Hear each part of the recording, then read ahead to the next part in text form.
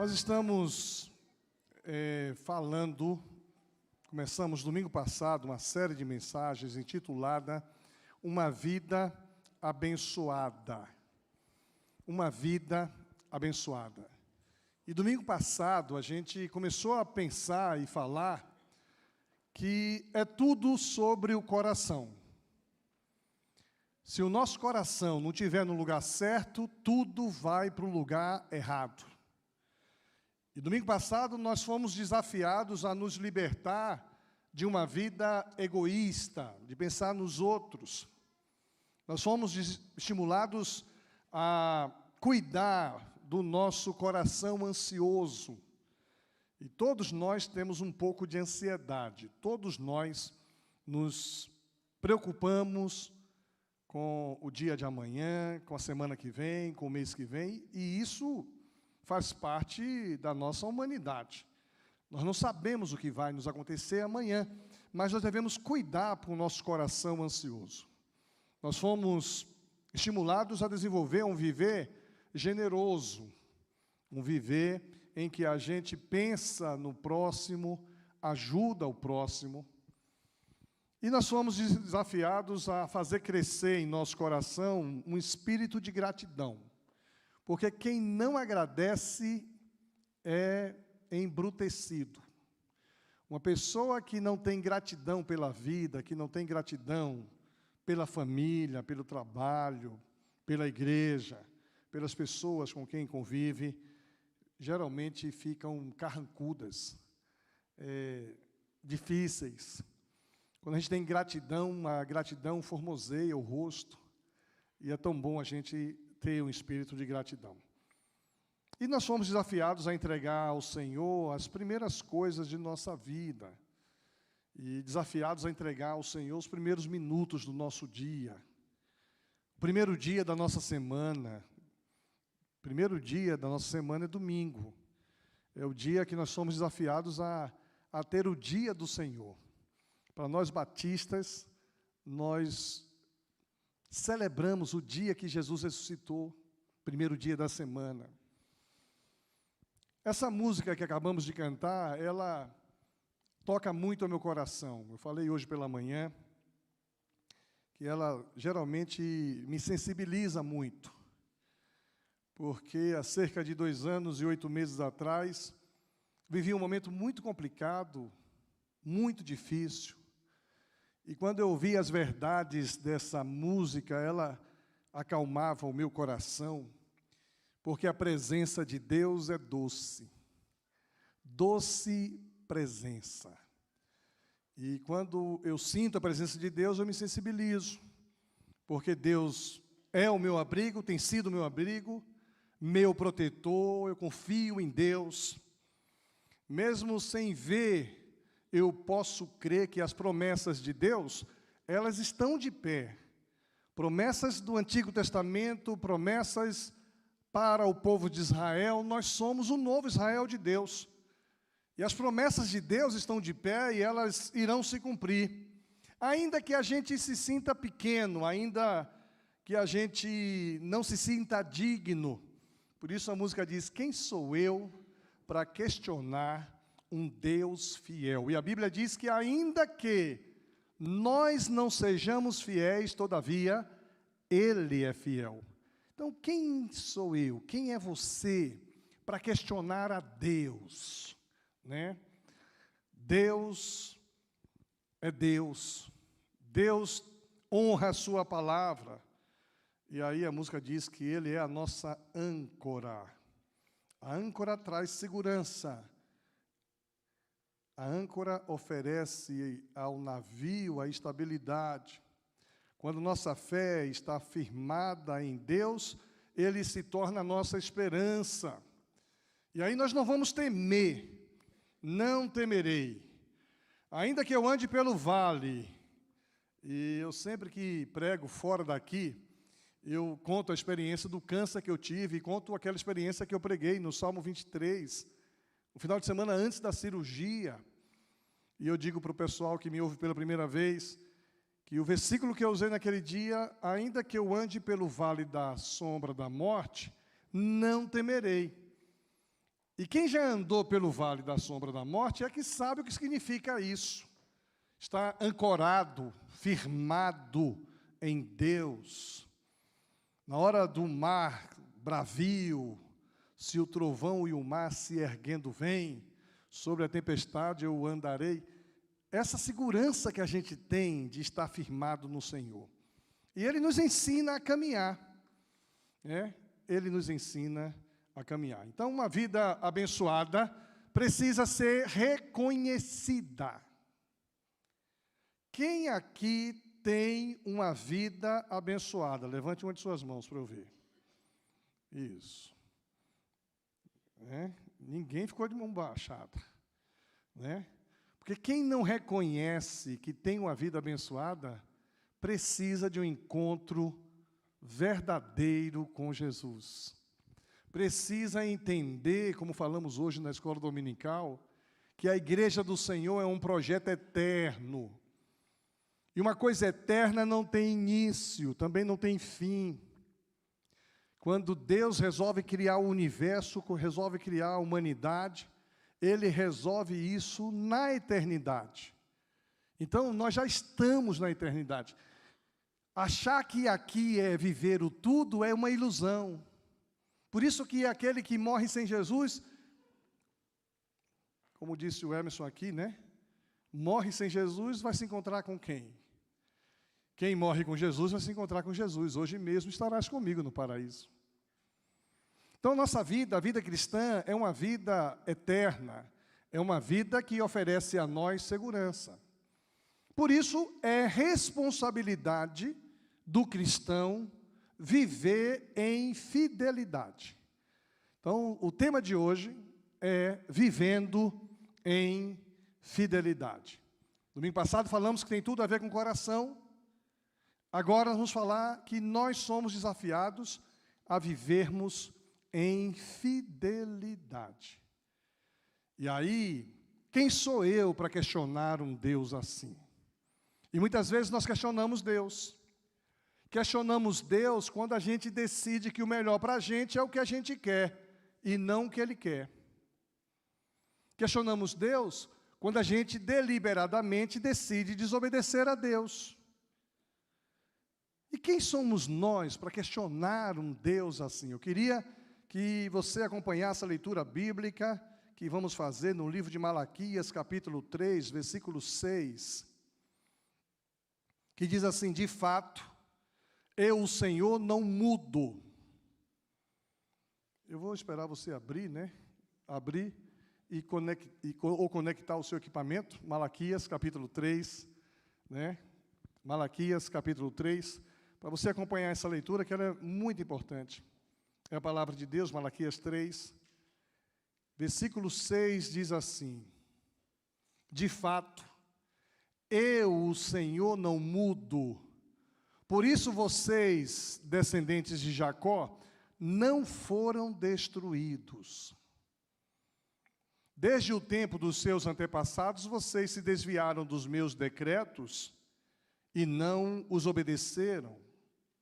Voltem para mim e eu voltarei para vós. Voltarei para vocês, diz o Senhor dos Exércitos. Mas vocês perguntam: como voltaremos?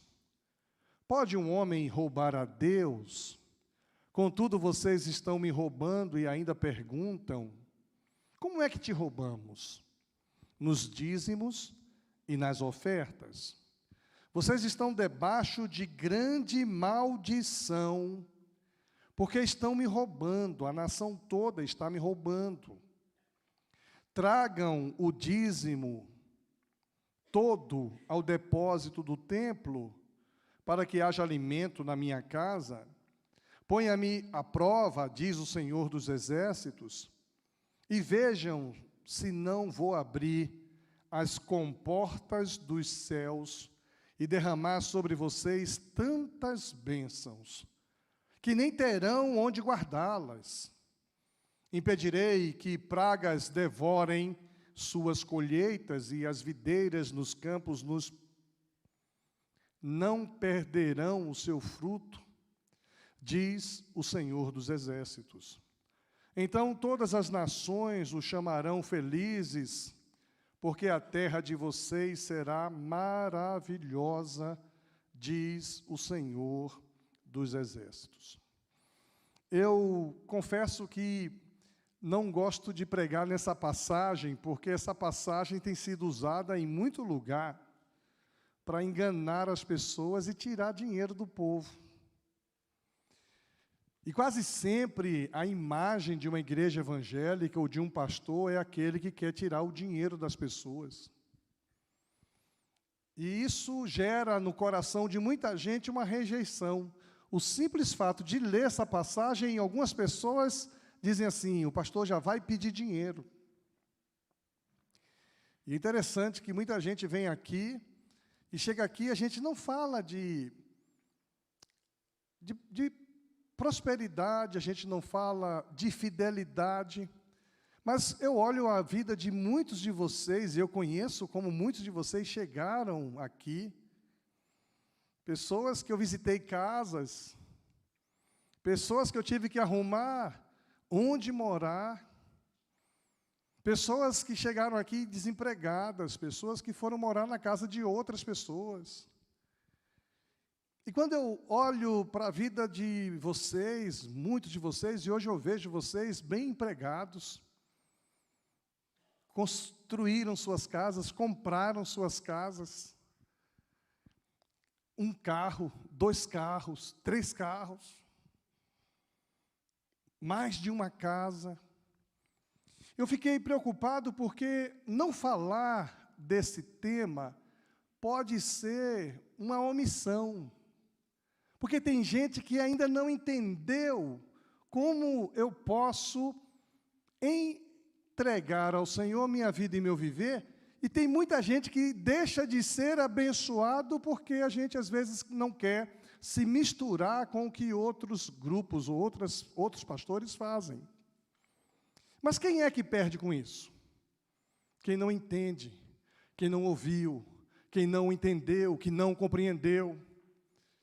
Não compreendeu que uma vida de fidelidade a Deus tem sido um tema muito claro nas Escrituras, na Bíblia como um todo. Nesse texto que lemos, o povo de Deus, que um dia foi restaurado por Deus, agora estava vivendo em alguns aspectos longe do propósito de Deus. E tem muita gente que se converteu, entregou sua vida a Jesus, mas tem alguns aspectos no seu viver que estão vivendo longe do propósito de Deus. E não estou falando apenas do aspecto financeiro. Outras áreas da vida estão conectadas, longe do projeto de Deus. A gente ora o reinado de Deus, mas deixamos de praticar a justiça. Quando a gente não leva a vida que Deus intencionou que vivêssemos, a gente vive longe do propósito de Deus. Isso não é uma coisa apenas que tem a ver com Israel no passado. Isso está presente também em alguns aspectos em nosso viver. Mas quando se fala de dízimo e oferta, a gente geralmente fecha o nosso coração. Eu tenho um irmão que ele é muito brincalhão. E ele faz piada com tudo. Não vou nem olhar para ele. E aí a gente cantava indo lá, tudo entregarei. Aí ele fazia o contracoro, menos meu dinheiro. Né? Como é que é, Jesus? Tudo... tudo entregarei, menos meu dinheiro. Porque tem gente que entrega tudo, menos o dinheiro. Por quê? A Bíblia vai dizer que o dinheiro no coração de muita gente é um Deus. Tem muita gente que cultua o dinheiro. Tem muita gente que confia no cartão de crédito, confia no valor que tem na poupança, confia nas rendas que possuem. E essas pessoas, se perderem tudo isso, vão precisar confiar em Deus. E vão descobrir que o seu dinheiro não é Deus. E quando o nosso coração está em outra fonte de confiança que não seja Deus, isso é idolatria. Quando a nossa confiança está em ideologias partidárias, isso é idolatria. Quando a nossa confiança está num bom emprego que a gente possui, é idolatria. Ou até na saúde que a gente tem, ou até nos talentos que a gente tem, isso vira idolatria. Mas a gente aceita que fale disso, mas quando fala em dízimo, isso é um problema. E não falar de dízimo, muitas vezes, é deixar de oferecer a alguém a chance de ser abençoado. Eu sei que a grande maioria de vocês aqui são dizimistas, fiéis. Uma vez alguém disse assim: pastor, o senhor tem que pregar sobre dízimo, tem muita gente que não dá o dízimo. Eu falei: me dê a relação aí. Eu não costumo olhar a relação de dizimista não, sabe? Não costumo mesmo. Até mesmo porque eu não quero que ninguém seja identificado como aquele que dá dízimo ou deixa de dar dízimo. Mas quando alguém falou isso, eu peguei a relação dizimista e vi que 99%, 98% eram dizimistas. Porque boa parte da membresia da igreja não ganhava. Então o pastor Vilibaldo trabalha, ganha bem, graças a Deus, mas a Ju não ganha. A Ju está lá cuidando dos 3 meninos, e tem que cuidar mesmo. Dos 4? Vem o próximo? É profecia ou você está chamando o pastor Vili de criança? Ah, Vili, seu aluno, viu, que falou isso. O pastor dele está aqui, lá de São Carlos. Ó, pastor, está vendo? Pelo jeito, esse menino não, né? Aí, quando eu comecei a ver, ó, fulano é esposa, não trabalha, adolescente, o trabalho dele é estudar, universitário é estudar. E eu disse, gente, esse pessoal todo é dizimista, porque quem ganha nada tem que dar o dízimo. O dízimo de nada é quanto? 10% de nada. É nada. Aí eu mostrei para a pessoa que na nossa igreja, 96% era dizimista. Eu fiquei tão feliz, tão orgulhoso de pastorear uma igreja onde 90 e poucos % são dizimistas. Por isso, talvez esse sermão de hoje, para muitos de vocês, seja um sermão celebrativo. Um sermão que vai agradar o seu coração, em você dizer assim, poxa vida, é tão bom saber que Deus tem me abençoado e eu estou dentro do propósito de Deus. Para alguns pode ser desafiador. Para alguns, esse sermão é um incômodo, não gostei. Se eu pudesse levantar e sair, teve um que já saiu, entrou no carro e foi embora. Eu não olhei a placa para saber quem era. Mas a gente tem um problema quando fala de dinheiro. Algumas desculpas que as pessoas apresentam contra o dízimo. Por exemplo, o dízimo é da lei e não da graça. Outro diz assim, o que eu ganho não sobra para dar o dízimo. Outro diz assim, eu não entrego o dízimo, porque tem crente que não é dizimista e tem crente que não é próspero. Eu não sinto que devo entregar o dízimo. Quando eu sentir, eu entregarei. Eu não sou dizimista, mas dou oferta. Sabe que eu tive uma constatação um tanto quanto preocupante? Quem veio na assembleia passada, no mês de fevereiro, nossa entrada de dízimos e oferta caiu pela metade. Mas foi o mês que a gente fez o A-Family. Aí eu concluí que alguns deixaram de entregar o dízimo para pagar o A-Family. E acha que isso substitui o dízimo. Por quê? Lógico, eu entreguei na igreja. Mas o que você entregou para a família para pagar o seu almoço, o seu jantar, o seu café da manhã. Aquele valor simbólico de R$200 para comer 4 dias, almoço, café e jantar, divide isso aí, né? 200 dividido por 3 vezes 4, 12, por 12 refeições. Que valor de refeição é esse? Você deixou de comer em casa para comer aqui, mas não tem nenhum problema. Mas alguns pensam que eu vou dar uma oferta para uma campanha, e tem gente que pensa assim, eu não dou da entregar o dízimo porque eu dou oferta. Outras dizem assim, a igreja não administra bem o dízimo. E, quando a gente não gosta do pastor, é tão difícil dar o dízimo. Eu já fui membro de uma igreja. E eu tive um pastor que eu não gostava dele. Mas eu nunca tive dificuldade de dar o meu dízimo lá. Porque o meu dízimo nunca foi para ele, foi para Deus. E a Igreja Batista, graças a Deus, não é o pastor que administra o dinheiro. Eu fui uma vez jantar em um encontro de mangangões. Sabe o que é mangangão? Mangangão é aquele besouro grande, o maior besouro que existe. Na Bahia tem muito mangangão. E aí a gente se refere aos líderes denominacionais como mangangões. Aí os caras chamavam para almoçar, eu ia almoçar com eles. Os caras iam num lugar caríssimo, gente. Chegava lá, na hora de pagar, eu olhava para o meu bolso, meu Deus do céu. Aí me chamaram outro dia para almoçar lá, eu ia, tinha pagado meu bolso, eu falei para o bispo lá, falei, vamos para um lugar mais barato, cara. Na Igreja Batista não é igual a igreja de vocês.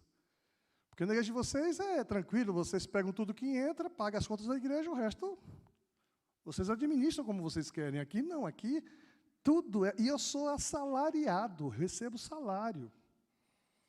Se eu vou conseguir um lugar mais barato. Hoje, ali na oração, eu falei que eu gosto de almoçar em uma churrascaria, que é muito cara. Eu já fui lá umas 10 vezes, só paguei uma vez. Mas a vez que eu paguei, valeu pelas 10. E teve um que disse assim, então, a próxima o senhor vai pagar para mim. Eu vou pagar mesmo, vou pagar. Só que eu não disse quando vai ser, né? Mas eu vou pagar, fique tranquilo. Mas, às vezes, a gente deixa de dar o dízimo, a gente não, alguns, porque diz que a igreja não administra bem o dízimo. Outros dizem assim, eu não concordo com o dízimo. E não tem nenhum problema não concordar. Até mesmo porque a Bíblia diz, cada um contribua segundo propôs no seu coração, não com tristeza, mas com alegria, porque Deus ama o que dá com alegria. Mas, às vezes, a gente deixa de ser abençoado porque a gente não concorda. Eu atendi uma menina uma vez, ela morava sozinha aqui, trabalhava, estudante. E um dia, depois de uma palavra parecida com essa, ela foi marcou um gabinete para dizer assim, pastor, olha, eu não concordo com o dízimo. Eu falei, é mesmo? Disse, por que você não concorda? E ela apresentou as razões pelas quais não concordava. E eu pedi para ela abrir a Bíblia, a gente foi estudar algumas passagens da Bíblia sobre o dízimo. E eu falei, e agora, você entende? Sim, entendo, pastor. Eu falei, você entende que não tem nada a ver com o seu dinheiro, não tem nada a ver com você? Tem tudo a ver com Deus, tem tudo a ver com o coração. Mas ainda assim, pastor, eu não sinto que devo dar. O que é que eu faço? Falei, você decide. Tem coisas na vida cristã que a gente obedece primeiro, depois a gente entende. O senhor está dizendo que se eu der o dízimo, eu vou entender depois. Falei, eu garanto isso para você. Até mesmo porque são as únicas promessas que Deus faz de que vai abençoar, sem que a pessoa tenha uma experiência pessoal com Jesus, sem que a pessoa tenha uma vida de santificação. Só 2 promessas na Bíblia, Deus garante resposta sem compromisso nenhum. Honrar pai e mãe e dar o dízimo, fazei prova de mim. Se eu vou fazer uma experiência, falei, a Bíblia mandou você fazer uma prova de mim. E eu me lembro que ela vinha aqui na frente entregar, e o dízimo dela era complicado, porque o dízimo dela era o valor do aluguel do apartamento dela. Imagine você, pagava R$300 de aluguel, ganhava R$3.000, tinha que dar R$300 de dízimo, ela ficava injuriada com essa conta. Mas ela resolveu fazer isso. De vez em quando ela nos assiste, tomara que tenha sido hoje de novo, só não se entregue aí no chat. E ela vinha, entregava, voltava chorando, porque deixou lá R$300. E olha, gente, isso não tem nada a ver com a igreja precisar de dinheiro, não, viu? Deus me ensinou há muito tempo atrás, quando eu era membro de uma igreja, que eu nem gostava do pastor, que naquela época Deus mandou uma pessoa que não tinha compromisso nenhum com a igreja ser o maior dízimo da igreja. O cara não pisava o pé aqui, mas ele gritava ali da janela, pastor, manda alguém aqui pegar o meu dízimo. Era o maior dízimo que tinha naquela época. Por que isso? Porque há um texto na Bíblia que diz assim, ao homem que lhe agrada, Deus dá sabedoria, inteligência, alegria. Mas ao pecador, Deus dá trabalho, a fim de que ele ajunte e amontoe para dar ao homem que agrada a Deus. E aquela igreja era sustentada por uma pessoa que não era cristã. Depois de alguns anos, essa pessoa se converteu, veio para a igreja e foi uma grande bênção. Mas como o nosso tema hoje é vivermos uma vida de fidelidade, e a vida de fidelidade, conquanto tenha tudo a ver com fidelidade financeira, existem outras áreas da vida que nós precisamos ser fiéis também. E esse texto nos mostra isso. Todas as desculpas caem por terra quando aprendemos que viver uma vida de fidelidade agrada a Deus. Tem gente que é fiel no dízimo, não falta um. Todo domingo está lá, todo mês está lá, mas não é fiel em outras áreas. São pessoas rebeldes, são pessoas que nutrem pecados, são pessoas que falam mal da vida dos outros, que julgam os outros.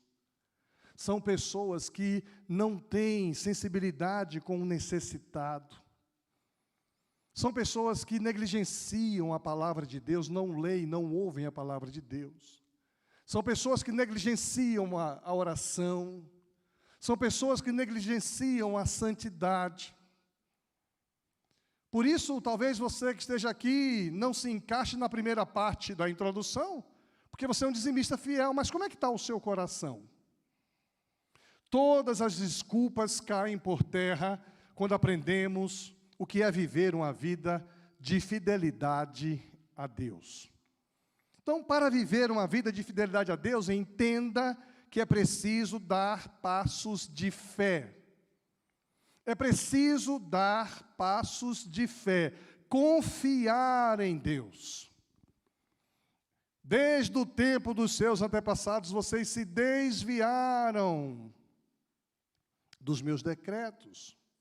Não obedeceram os meus decretos. Volte para mim. Eu preciso voltar a desenvolver os compromissos que eu já tive com Deus um dia. Eu preciso honrar os votos que eu fiz com o Senhor um dia. E vocês me perguntam, mas em que eu devo votar?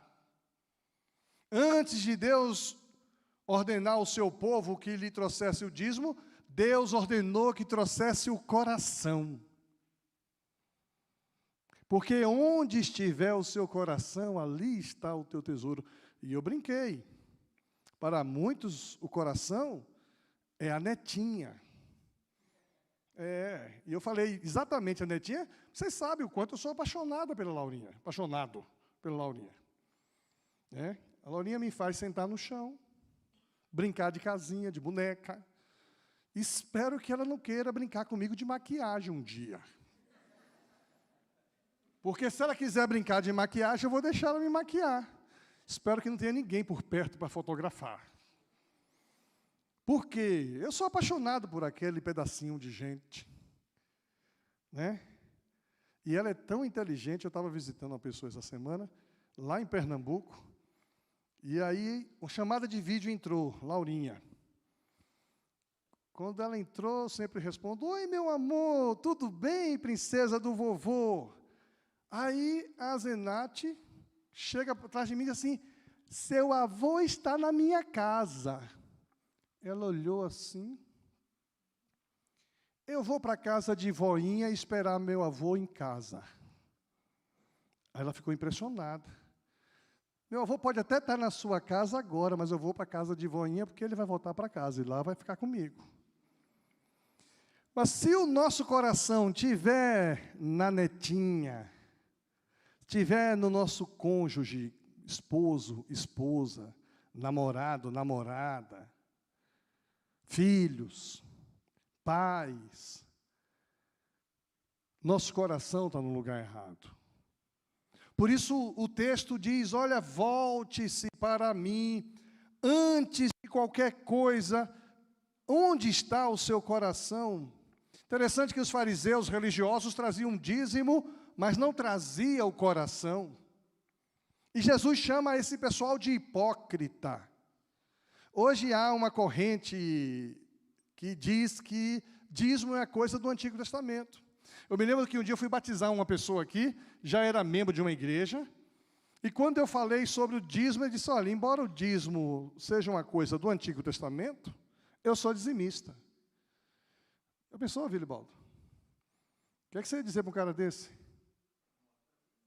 Mostrar a Bíblia para ele. Onde é que eu vou ver dízimo no Novo Testamento? Jesus está repreendendo os fariseus e chama de hipócrita porque eles eram dizimistas fiéis até no êndrio e no cominho. Hortaliças que não valia nada, eles tiravam dízimo, mas não faziam bem aos órfãos e às viúvas, não fazia bem aos necessitados.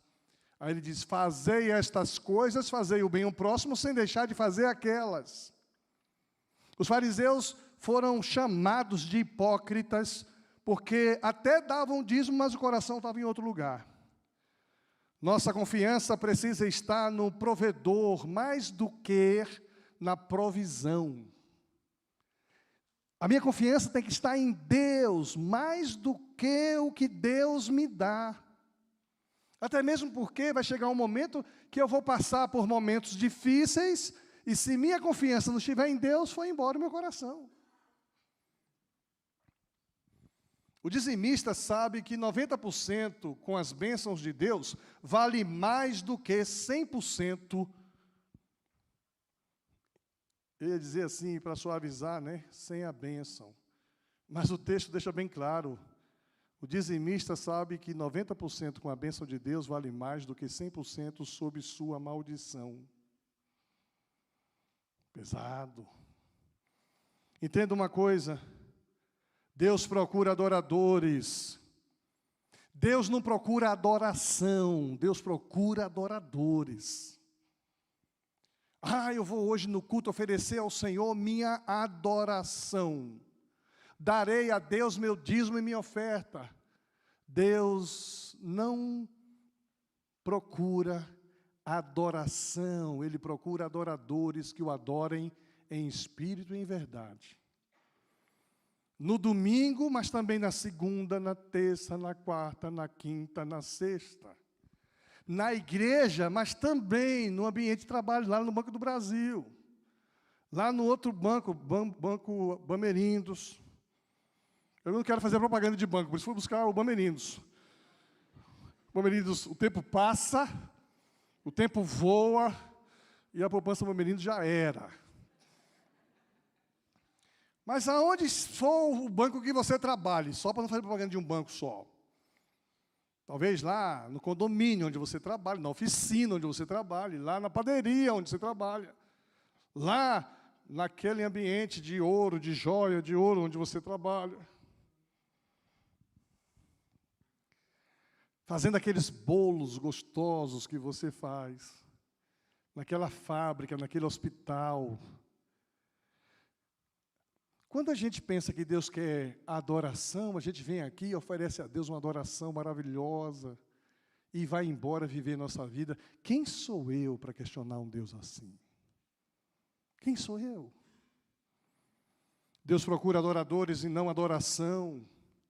Se você ama a Deus de verdade, não terá nenhuma dificuldade de ser fiel a Ele, em todos os aspectos, inclusive no financeiro. Então, primeira coisa, é preciso dar passos de fé. Para viver uma vida de fidelidade, é preciso você entender que é uma questão de obediência. Hoje pela manhã, a Vanete falou sobre isso. Primeiro você faz, depois você entende. Aquela jovem começou a dar o dízimo, saía chorando, e depois ela veio conversar comigo. Pastor, está difícil. Falei, mas você não é obrigado a dar. Deus não precisa do seu dízimo. Deus não precisa da sua obediência. Você precisa de Deus e da fidelidade dEle, mas Ele não precisa de você, não. Deixe de dar, minha filha. Disse, não, eu estou fazendo a experiência. Essa menina fez um concurso, passou no vestibular, primeiro dizendo, para direito. Lana sabe de quem eu estou falando. Passou no vestibular, fez direito, porque quem não faz direito reprova, entendeu? Depois ela voltou para sua terra, passou no concurso público, é feliz da vida. E ela é dizimista fiel, e hoje ela dá com alegria, nem chora mais. Porque ela entendeu que é isso que Deus quer, e é uma questão de obediência, né? Ponha-me à prova, diz o Senhor, e veja se eu não vou abrir, e essa versão que eu estou usando, assim, as comportas do céu. Os mandamentos de Deus são dados para serem obedecidos. E não é só no aspecto, em todas as áreas eu preciso obedecer. Honrar pai e mãe, eu tenho que honrar pai e mãe. De vez em quando minha mãe tem e dá um piti. Você não sabe o que é isso. Uma mãe que tem 6 filhos, quando ela sente saudade, ela dá um piti. É verdade? É verdade, vó? Ó, vovó, entregou você aqui agora. Meninos, cadê vocês? Ninguém dá notícia. Já faz 3 dias que ela está me perguntando, quando é que você vem aqui, Uquias? Quando é que você vem aqui, Uquias? Daqui a pouco ela vai dizer assim, e Uquias, vem aqui essa semana. Eu vou dizer, sim senhora, porque eu tenho que honrar pai e mãe. Quando eu chego lá, bença a mãe. Bença a mãe. Eu disse, Deus te abençoe, meu filho. Temos que obedecer pai e mãe, sermos obedientes a pai e mãe. As ordens de Deus, os mandamentos de Deus são para serem obedecidos. Deus nunca nos dá uma ordem sem nos dar o poder necessário para cumprir essa ordem. Então Deus nunca pede de nós aquilo que nós não somos capazes de dar. Deus me livre, Deus pedia a Laurinha. Mas Deus pediu Isaac. Você tem um filho de nome Isaac? Não, ainda não. Ninguém põe o nome de Isaac, porque se Deus pedir Isaac é complicado. E Deus pediu Isaac, gente, e Abraão deu Isaac. Olha, Vilibaldo, eu sou muito crente. Sou muito crente. Mas eu não quero que Deus me peça o Mateus. Nada não, vamos mudar de assunto. Mas Deus talvez não peça a mim, porque eu tenho um coração duro. Mas Deus pediu a Abraão. E Abraão deu. Por isso que até hoje ele é classificado de o pai da fé. Ele deu o filho da promessa. Deus nunca vai dar uma ordem para nós que Ele não nos dê a capacidade de cumprir essa ordem. A obediência precede a bênção. Quando nós obedecemos a Deus, Deus nos abençoa. Se queremos uma vida abençoada, devemos obedecer a Deus. Além de dar passos de fé, é uma questão de obediência. Terceiro lugar, para viver uma vida de fidelidade, entenda que precisamos de proteção contra o devorador. Gente, o devorador está solto, está por aí.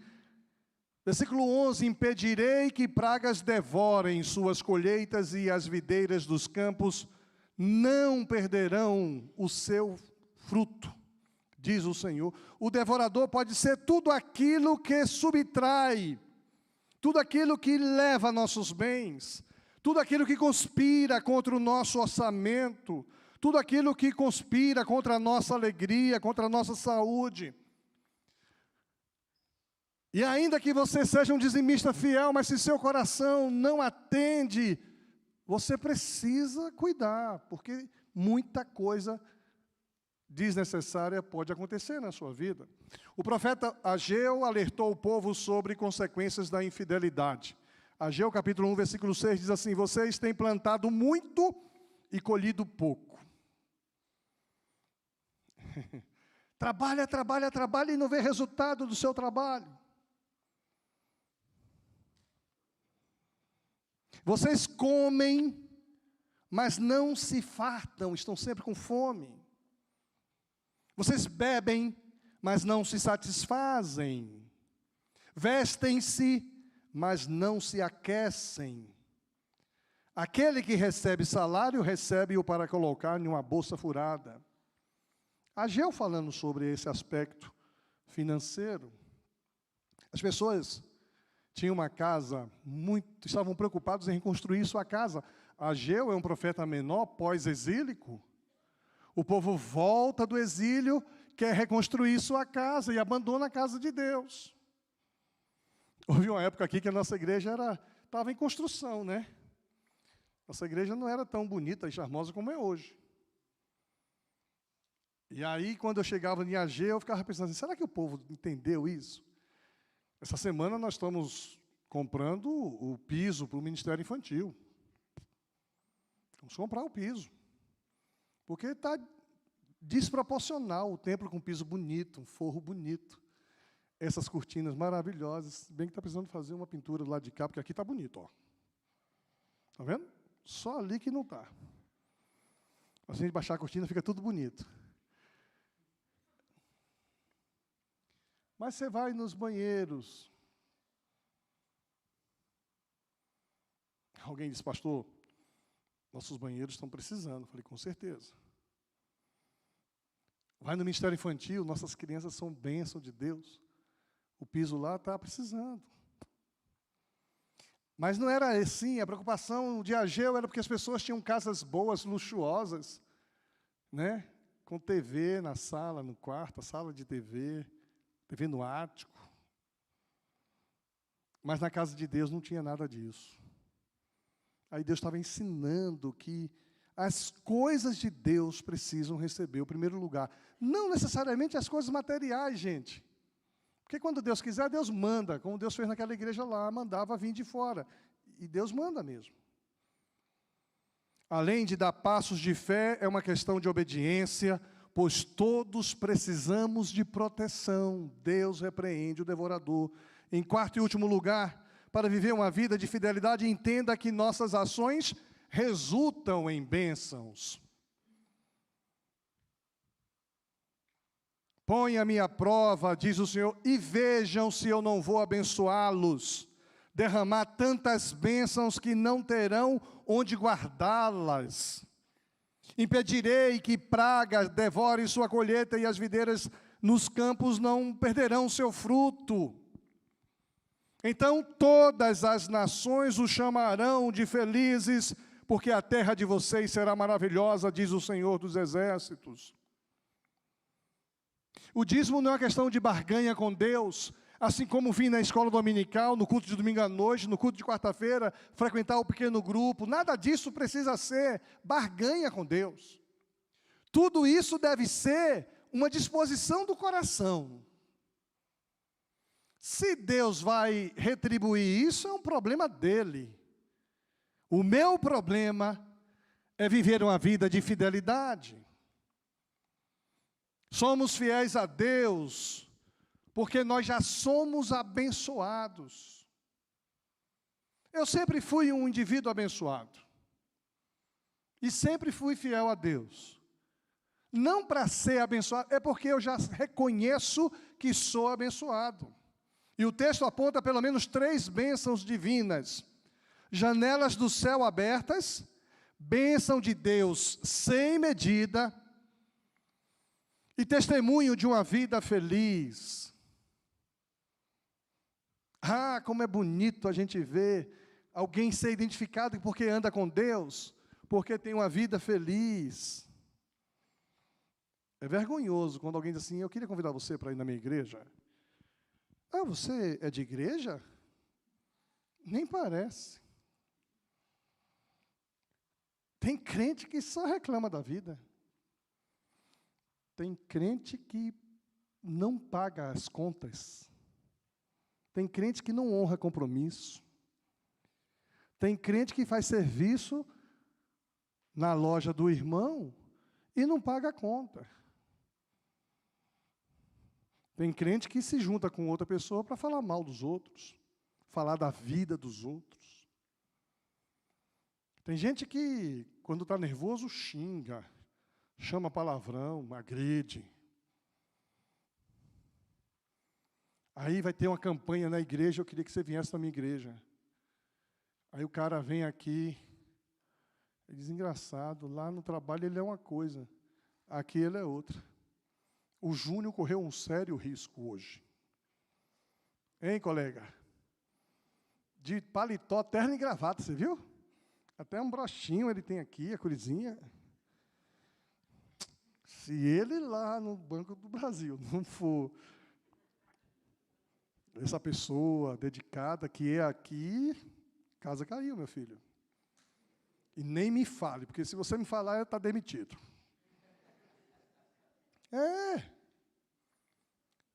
A gente dá risada, mas isso é muito sério. Vergonhoso para mim como pastor. Alguém assim, pastor, na sua igreja tem uma pessoa que fez um serviço aqui e não pagou. Eu falei, o quê? Gente, eu fico com uma raiva. E quando eu sei, vai para o banco, fica em disciplina. Se o cara já não faz nada, fica no banco de disciplina também, quero ver você lá. Muito feio isso. Muito feio isso. Eu preciso dar testemunho de uma vida feliz. A grande alegria é quando se é fiel a Deus. Quando a igreja é fiel, a casa de Deus é suprida, a obra de Deus cresce, o testemunho da igreja resplandece, os povos conhecem ao Senhor e a glória de Deus se manifesta entre as nações. Eu tenho viajado o Brasil todo, vocês sabem disso, todo mundo quer conhecer Batista Lindóia. O pessoal vê minha empolgação, minha alegria, diz assim, a igreja desse camarada é boa, diz, é mais do que boa, é linda. É mais do que boa. Aí as pessoas vêm aqui, chegam aqui, você passa por ele, não dá nem boa noite. Se o pastor Euquias vendeu uma imagem falsa da sua igreja. Alguém diz assim, pastor, como é que o senhor explica isso? O senhor viaja o Brasil todo. Diz, tem uma liderança qualificada e comprometida e um povo que tem a visão de reino. Aí o pessoal vem aqui e vai querer ver a visão de reino. A gente corre um sério risco, sabia disso?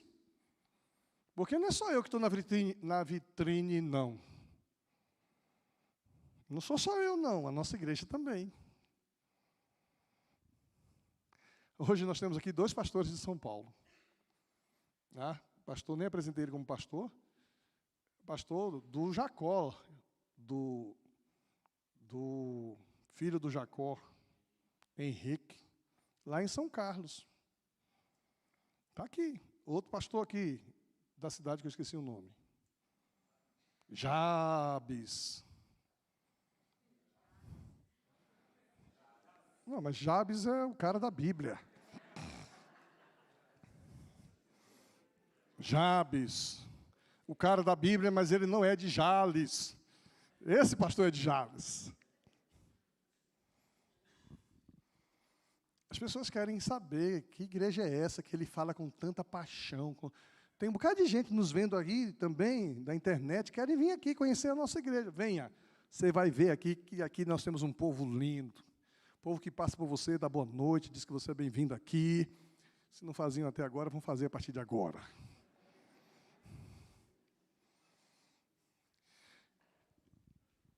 A grande alegria quando a gente é fiel a Deus, quando a gente dá testemunho, e o nosso testemunho resplandece.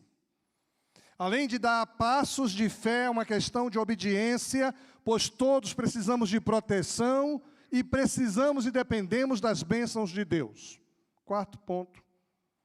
A equipe do louvor sobe aqui, que eu já estou empolgado demais. Eu quero concluir dizendo que a vida de fidelidade a Deus precisa ser completa. Eu preciso crescer em fidelidade ao Senhor. Deus chama o seu povo para viver uma vida de santidade, de dedicação, de testemunho.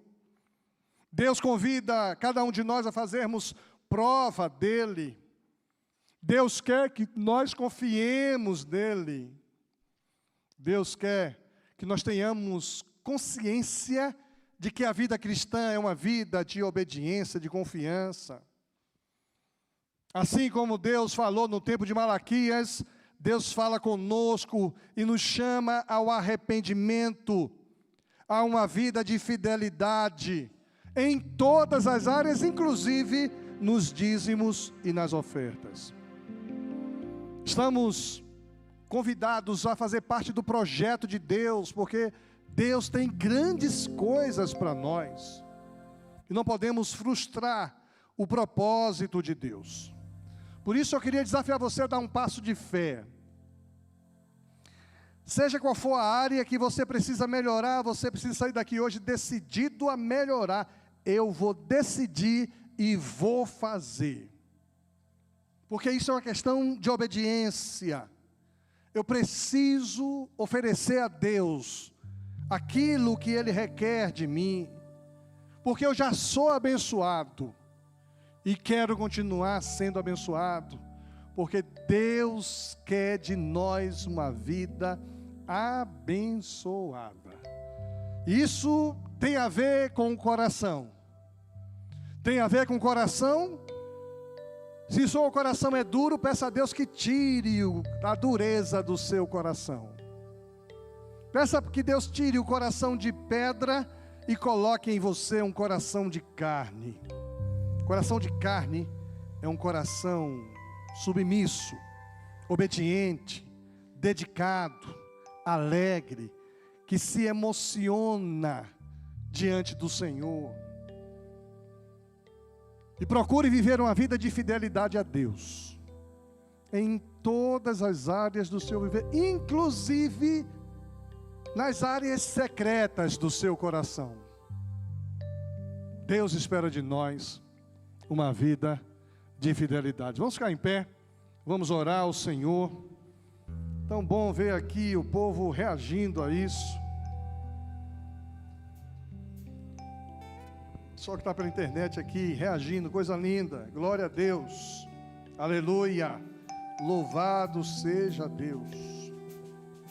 Pai querido, em nome de Jesus, depois de ouvir uma palavra dessa, Senhor, muitos de nós nos alegramos porque a gente tem buscado servir ao Senhor com alegria, com dedicação.